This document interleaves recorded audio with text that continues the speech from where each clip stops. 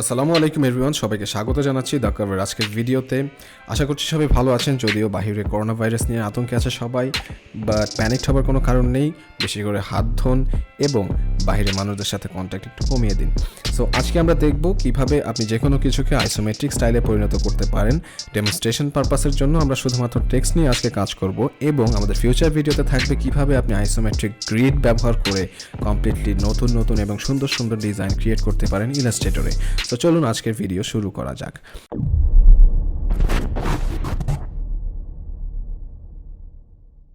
প্রথমে আমরা নিচ্ছি একটি টেক্সট।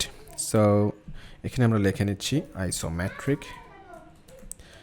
এখন আমরা যেটা করব, আমরা টেক্সটটিকে বড় করে নিচ্ছি so that we can see ইট।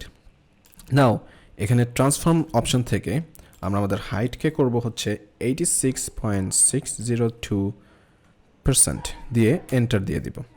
দেন আমাদের হাইটটা একটু কমে আসবে। দেন অ্যাগেন আমরা ট্রান্সফর্মে যে আমরা এখানে শেয়ার আছে, শেয়ার করবো আমরা হচ্ছে -30° দিয়ে দিলাম এন্টার। এবং অ্যাগেইন ট্রান্সফর্ম থেকে আমরা আমাদের রোটেটকে করবো হচ্ছে +30 দিয়ে দিলাম এন্টার। তাহলে কিন্তু আমাদের আইসোমেট্রিক স্টাইলটা এই দিকে বা থেকে ডানের দিকে হলো।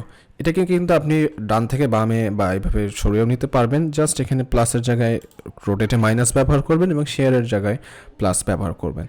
এটুকু চেঞ্জ করলে কিন্তু আপনি এই আইসোমেট্রিক গ্রিডটা আপনার কোন দিকে যাবে সেটাও আপনি চেঞ্জ করে নিতে পারবেন।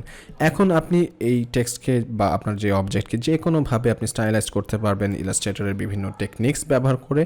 ফর নাও কুইকলি আমি জাস্ট আপনাদেরকে একটি টেকনিক দেখাচ্ছি, জাস্ট ফর ডেমনস্ট্রেশন পারপস। আমরা দুইটা টেক্সটকে দুই রকমের কালার নিয়ে নিচ্ছি। Let's take it light blue and then দুইটাকে সিলেক্ট করে আমরা যাচ্ছি object, blend and make.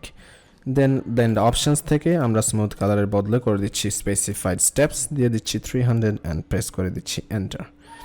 So এইভাবে কিন্তু আপনি বিভিন্ন স্টাইল নিয়ে এক্সপেরিমেন্ট করতে পারবেন, এবং আইসোমেট্রিক স্টাইলটি বর্তমানে কিন্তু খুবই পপুলার, এবং যারা মাইক্রোস্টকে কাজ করেন তারাও জানেন যে আইসোমেট্রিক ডিমান্ড কিন্তু এখন বেশি।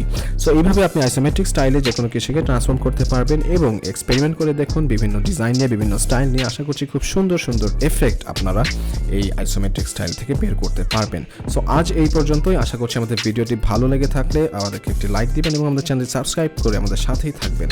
দেখা হবে পরবর্তী ভিডিওতে ইনশাআল্লাহ।